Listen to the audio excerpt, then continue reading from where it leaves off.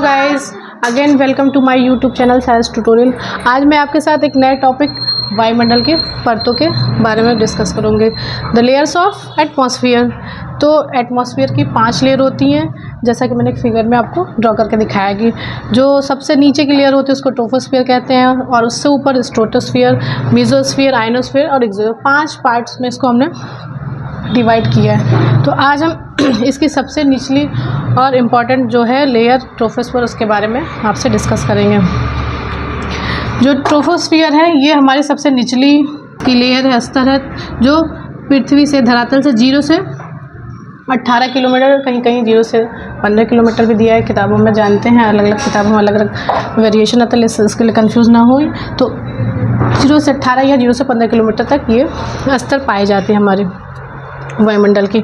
और इसी ट्रोपोस्फियर को हम क्षोभ मंडल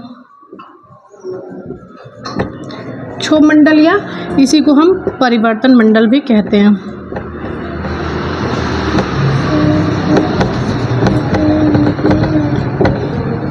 इसको क्षोभ मंडल या परिवर्तन मंडल इसलिए कहते हैं क्योंकि इसमें, इस स्तर में, इस लेयर में बहुत सारे मौसमी परिवर्तन पाए जाते हैं, इसलिए इसको परिवर्तन मंडल भी कहते हैं। क्योंकि इसमें क्या होता है, जब हम धरातल से या पृथ्वी से ऊपर की तरफ जाते हैं तो 6.5 डिग्री सेंटीग्रेड से टेम्परेचर हमारा क्या करता है, गिरता है बहुत तेज़ी से 1000 किलोमीटर की ऊंचाई पर। जब हम ऊपर जाते हैं तो 6.5 डिग्री सेंटीग्रेड से हमारा टेम्परेचर बहुत तेज़ी से गिरता है। उसको हम तापमान के ह्रास दर कहते हैं,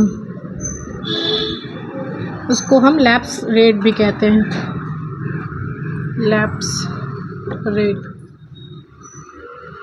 तो इसी क्षोभ मंडल में, इसी परिवर्तन मंडल में ये टेम्परेचर का ह्रास भी होता है, लॉस भी होता है, और साथ ही साथ इसी में जितनी भी हमारी मौसमी घटनाएं होती हैं हमारे इस मंडल में होती हैं, जैसे कि ओलावृष्टि होना, बादल का बनना, संवहन की क्रिया, आपके बारिश होना, हवाओं का चलना, जितने धूल कण हैं, ये सारी चीज़ें सब इसी में होती है।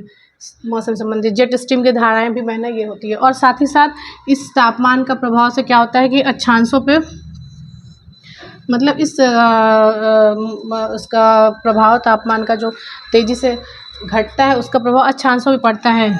जैसे जैसे टेम्परेचर घटता है तो हमारे ध्रुवों, ये ध्रुव है और ये इक्वेटर है, तो ध्रुवों पे इसकी जो ऊंचाई होती है 8 किलोमीटर हो जाती है। और वहीं आपका विषुवत रेखा पे जैसे जैसे ऊंचाई, मतलब आपका टेम्परेचर कम होता है, वैसे वैसे यहाँ पे क्या होती है, ये बढ़ता जाता है। क्योंकि यहाँ पे आपको पता है वर्ष भर टेम्परेचर क्या होता है, सामान्य होता है, और कंपेरेटिवली ध्रुवों पर आपका टेम्परेचर यहाँ से कम रहता है। तो इस वजह से इसकी जो ऊंचाई में होती है कमी और ज़्यादा होती है, ध्रुवों पर कम होती है और विषुवतीय रेखा इक्वेटर पे ज़्यादा होती है। तो इस तरह की सारी घटनाएं हमारे इसी ट्रोपोस्फियर या क्षोभ मंडल में होती है। साथ ही साथ यहाँ पे 1 से 1.5 किलोमीटर पे एक छोटी मोटी सी परत पाई जाती है, ट्रोपोस्फियर और स्ट्रेटोस्फियर, यानी ये क्षोभ मंडल और संताप मंडल के बीच में 1.5 किलोमीटर पे, उसको हम कहते हैं ट्रोपोपॉज। ट्रोपोपॉज, ये जो ट्रोपोपॉज है, जो हमारे संताप मंडल और क्षोभ मंडल के बीच में एक परत पाई जाती है मोटी सी 1.5 मीटर की, उसको ट्रोपोपॉज कहते हैं। इसी ट्रोपोपॉज में हमारा जो एरोप्लेन है वो उड़ता है, फ्लाई करता है, ये इम्पॉर्टेंट है। तो आई होप, मुझे लगता है मैंने जितनी इन्फॉर्मेशन दिया है वो आपके लिए हेल्पफुल होगी, तो इसलिए अगेन मिलते हैं हमारे साइंस ट्यूटोरियल पे। Thank you.